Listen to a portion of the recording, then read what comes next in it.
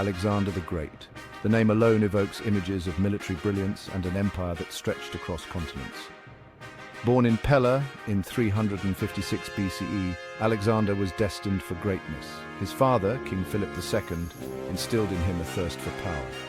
By 20, Alexander ascended to the throne and began his conquests. His military genius was undeniable. He led his troops to victory against overwhelming odds. His empire stretched from Greece to the Indus River. He spread Greek culture throughout his domain. Alexander's reign was short but impactful. He died in Babylon in 323 BCE at 32. The cause of his death remains a mystery. Some historians suggest malaria, typhoid fever, or poisoning. A recent theory suggests Alexander might have been buried alive. The notion that Alexander the Great might have been buried alive seems unfathomable. How could such a prominent figure, surrounded by advisors and physicians, succumb to such a fate? The answer, according to some experts, lies in a rare neurological disorder, Guillain-Barré syndrome. This theory, while controversial, has gained traction in recent years. It posits that Alexander's final illness, characterized by paralysis and a death-like state, was not a true demise, but rather a temporary incapacitation brought on by Guillain-Barré syndrome. This misdiagnosis, coupled with ancient burial practices, could have led to the unthinkable: Alexander, still alive but unable to move or speak, entombed within his own mausoleum. The implications of this theory are staggering. It challenges our understanding of Alexander's death and raises unsettling questions about the accuracy of historical accounts. Could it be that one of history's most iconic figures met such a tragic and undignified end? Guillain-Barré syndrome, or GBS, is a rare autoimmune disorder in which the body's immune system attacks the peripheral nervous system. This attack disrupts the transmission of signals between the brain and the muscles, leading to weakness, numbness, and paralysis. In severe cases, GBS can affect the muscles responsible for breathing, requiring mechanical ventilation to keep patients alive. The symptoms of GBS typically appear suddenly and worsen rapidly, often reaching their peak within a few days or weeks.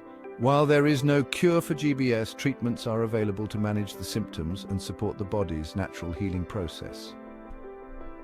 The possibility that Alexander the Great suffered from GBS is intriguing.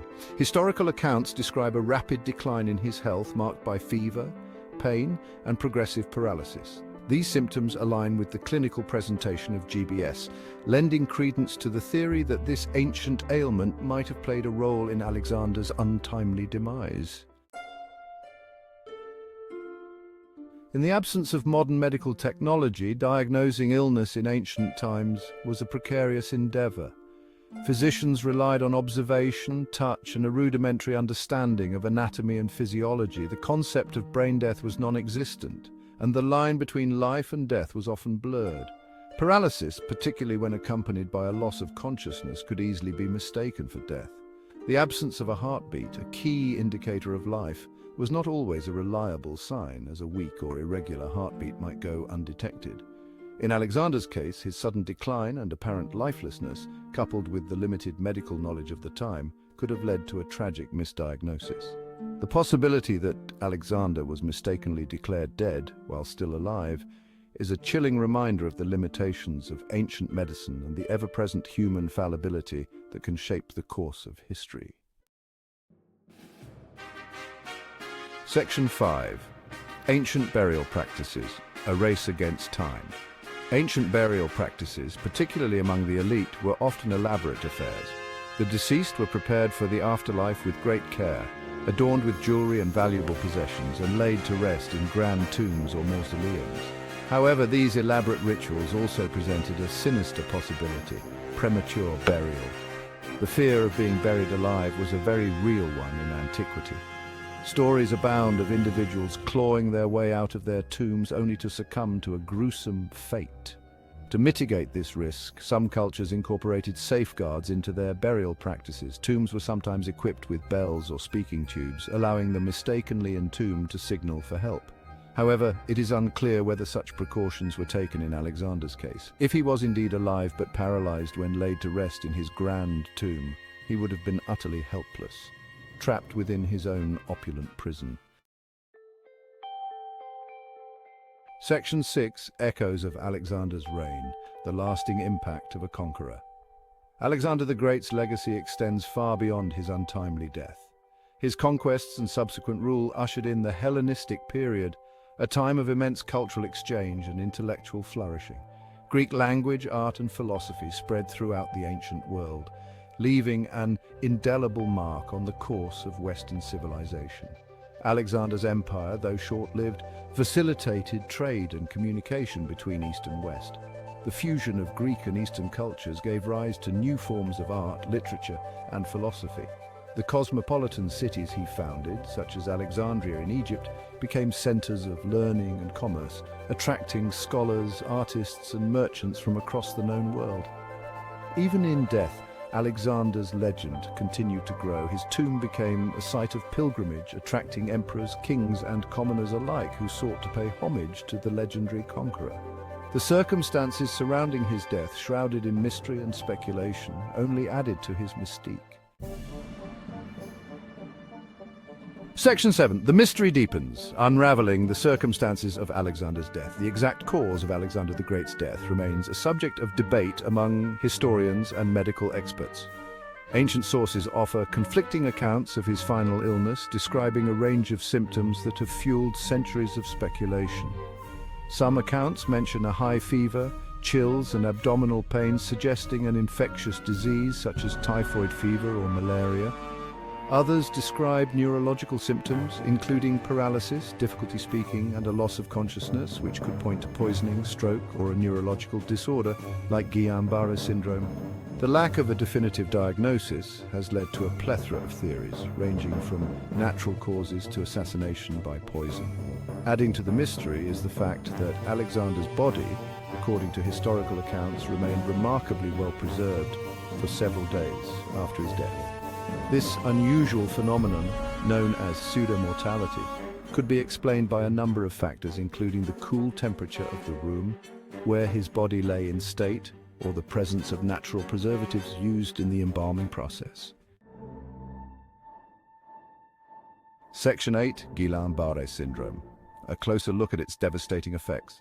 Guillain-Barré syndrome, or GBS, is a rare autoimmune disorder affecting the peripheral nervous system. It disrupts nerve signals, leading to muscle weakness, numbness, and paralysis.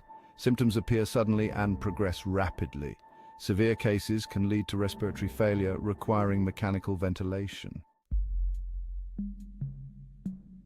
Section 9. Medical misconceptions of the past, how Alexander's case resonates today. Alexander the Great's possible misdiagnosis highlights the limitations of ancient medicine and the ever-present danger of medical misconceptions. In the absence of modern diagnostic tools and a comprehensive understanding of human physiology, physicians in antiquity relied heavily on observation, touch, and a limited understanding of anatomy and disease processes. Misdiagnoses were common and treatments were often ineffective or even harmful. The concept of brain death was non-existent, and the line between life and death was often blurred. Paralysis, particularly when accompanied by a loss of consciousness, could easily be mistaken for death, as in Alexander's case.